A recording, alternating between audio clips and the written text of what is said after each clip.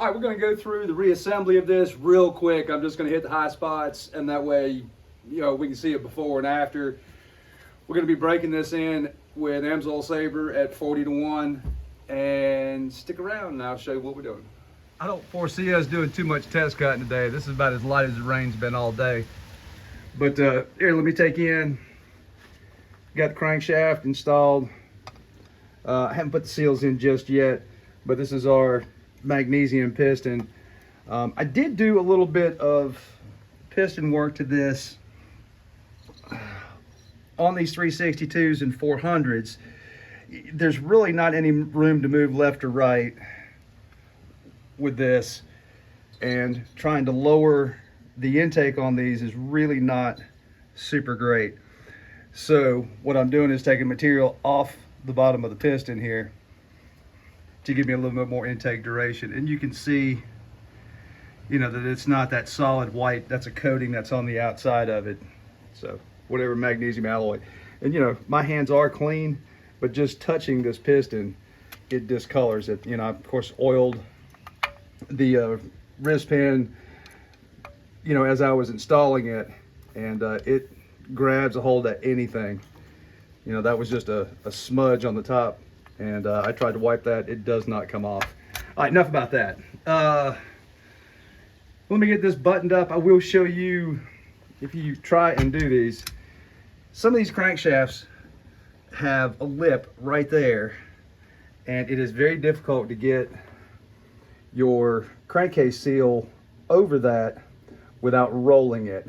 So what I'll do is take a piece of nice heavy duty plastic, wrap it around that, and that way I can get it over, because by the time it's over that, you won't be able to tell if you rolled that spring, and that spring has to be there to keep the rubber tight to the crankshaft to make a good seal. Okay, you can see that heavy duty plastic wrapped around there, and I'm just going to slide that down, and that's going to take up a little bit of that void to get it over. I'm just going to kind of tap it in place with my little install homemade tool here. Make sure I'm flat.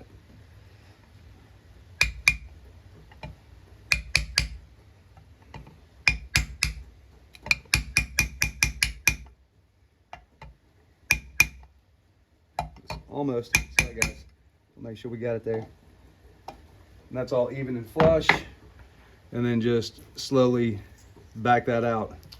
So that's all it takes.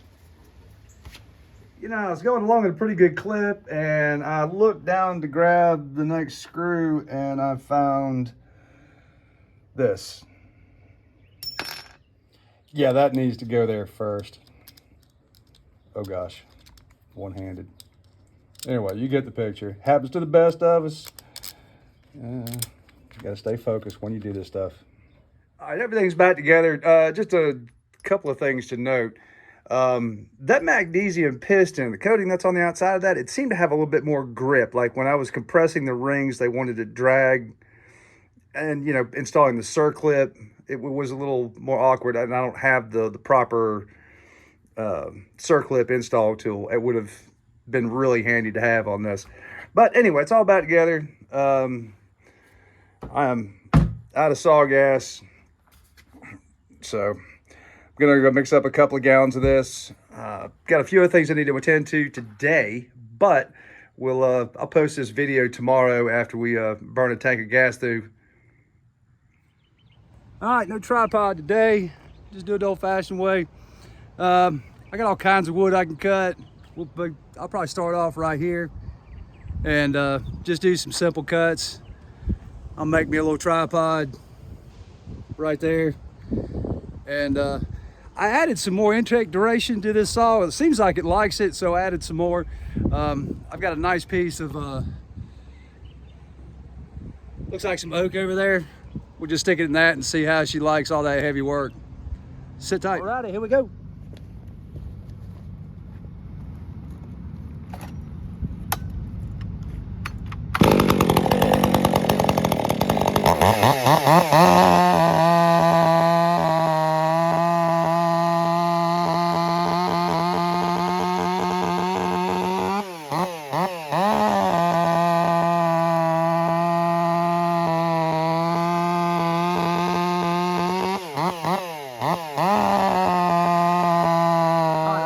the timing a little bit.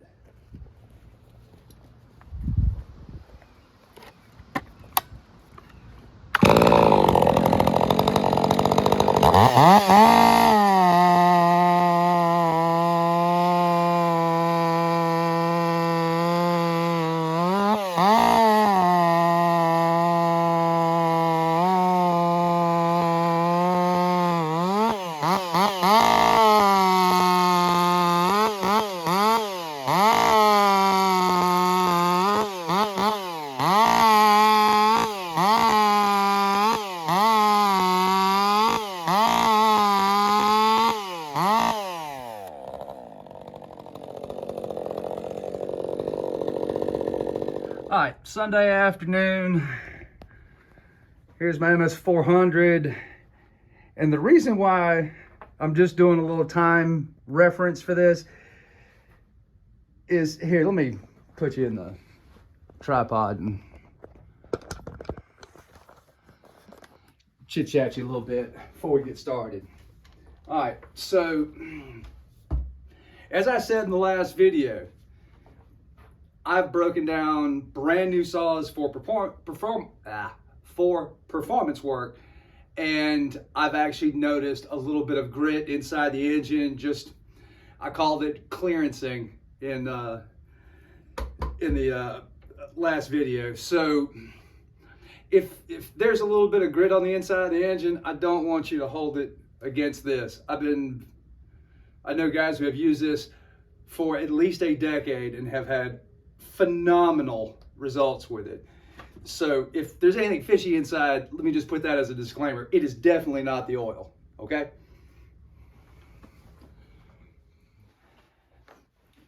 I was just editing the video and I thought I would just remind everybody real quick, if you haven't subscribed yet, please do.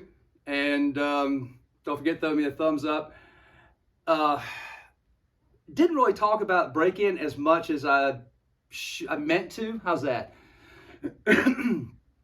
But the break-in pattern that I normally do is, I will fire it up, let it idle, let it come up to temperature, some light revs on it, let it idle for a few minutes, goose it a few times, just to get the full operating temperature, and then shut it off.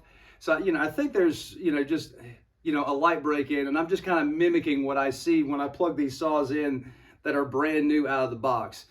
Factory runtime is about 2.5 minutes to 3 minutes, most cases. And it shows me, by a bar graph that most of the time it idled, it did some mid-range, and then there was like a 30-second burst of wide open throttle. And I guess that's good enough for them. And then from there, you're off and running. I'm a big fan of take it out of the box, put good gas and good oil in it, and go run it with a nice sharp chain. Everything else will work its way out. So there's my 2 cents on break-in. All right, so just like all my other teardown videos, I've got everything ready so we can just pull the cylinder and have a peek inside.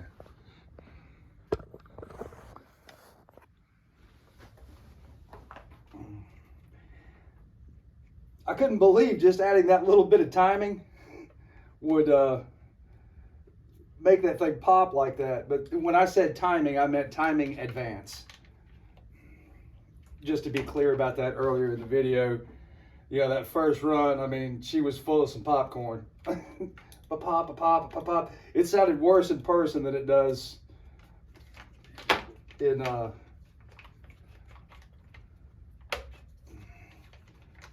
on the video that when I previewed it.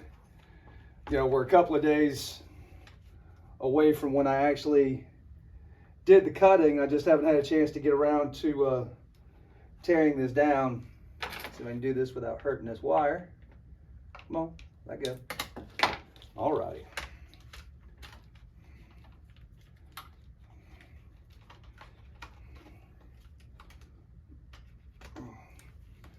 Kind of a little jigsaw puzzle here. Nothing bad. Whoops.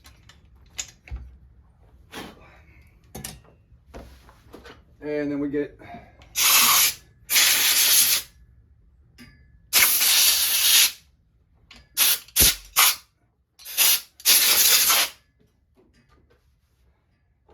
I've blown this off really good, but you know, until you get this stuff tore down a little bit, it's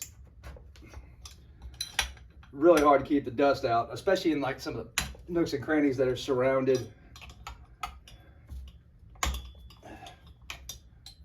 by these shrouds right here and the muffler.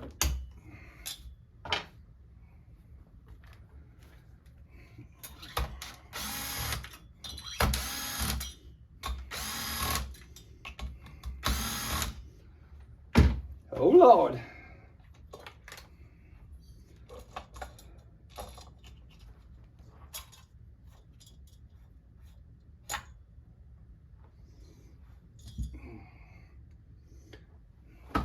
Looks great. Whew. All of that disclaimer. And you know, you can see a little bit in there. And there's your break-in. God, that really sucks. You know, and I haven't done anything to this intake. And I think it's just the plating on here.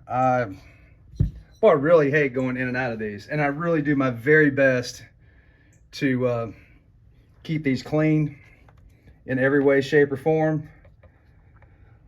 I mean, look how great Saber looks at 40-1. I mean, that's just dripping. You know, I don't know if we got anything pulled down there. I would imagine we would.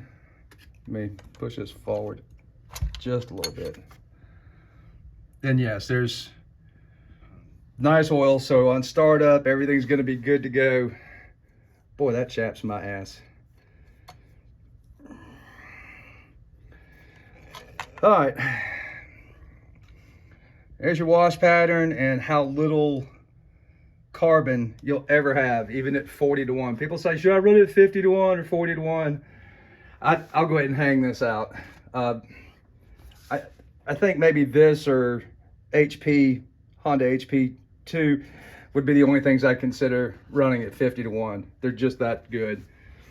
You know, no carbon to speak of in the squish band. You know, I didn't clean out the dome right there, the combustion chamber. You know, I don't know what it's going to take right here. But, you know, you go back and look at my last video, you'll see that all this was clean as a whistle, polished and buffed with Scotch-Brite. Yeah, I'm less than thrilled with that. Anyway, let me collect myself and we'll go from there.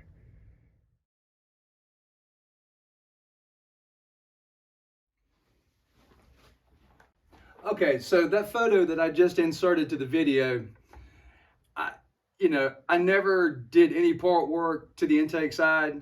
So, you know, I mean, you can, if you look really close, you know, the factory chamfer is still there around that. And if you look back earlier in the video when I was showing you a picture of the cylinder and how well it cleaned up, you know, here's what the piston looks like now that I wiped it off. But what damage is done is what damage is done. I cannot feel anything in here. But, you know, you can see a little bit of the transfer of that coating. And, I mean, I can run my thumb over it and I don't feel it, or my thumbnail. But, you know, that's what we look like. You know, so all that is real. So, I mean, this side right here looks to be the worst. And the rest of that hazing, well, it really is disappointing. I mean, it's slick as a baby's butt, but, you know, time for some final thoughts. This seller on eBay, JD-MML, I think he watches content. I recognize the strange thumbnail he's got there. But anyway, this guy's whole business is just selling, for the most part. I mean, he's obviously got a good connection with a steel dealer, but he's buying whole chainsaws, fires them up, make sure everything's good with them, you know, brand new out of the box, and then he disassembles them and, you know, sells parts groups. Anyway, the guy ships, you know, super fast. And if there's something on back order from the factory, here, let me put you in the tripod so we can chit chat. And let's get out there a little bit. Anyway, so that seller, he's a great source for parts. You know, he typically gets it here faster than my dealer, and they're just takeoffs. You know, he's obviously a professional. He knows how to break stuff down, and he's bailed me out a bunch. You know, recently I've had a couple of late model version 3 ignition coils go bad, and I think they're like $160 at the counter, and I think tax tag and tip through him for a takeoff ignition coil, it's like about $110. You know, so it's a win-win for everybody. I was kind of hoping that he just had, you know, a piston and cylinder kit. I know he sold several of them in the past, and but I think that's where we're at, because I'm just going to do more damage if I continue to run this. Because if Saber at 40-1 won't keep that kind of scuffing down, you know, I don't have profilometer to check for, you know, the whatever tolerance that I'm out with that cylinder. Okay, enough bad news for one day. We haven't tested Saber in a long time. I did that with my 046 a couple of years ago, and I've taken down a couple of the saws at Schneider Tree where I work 2 days a week, and you know, they ran it at 80-1 for years, and I mean, I tore a couple of them just, you know, hell, while we're here, let's take a look. And even at 80-1, it does okay. I do see some long-term wear at 80-1, and that's commercial use. You know, we run it at 50-1 now, and it does a fantastic job. Anyway, I think that really wraps it up from here. Please, you know, throw some discussion down there in the bottom, and I'll see you on the next one.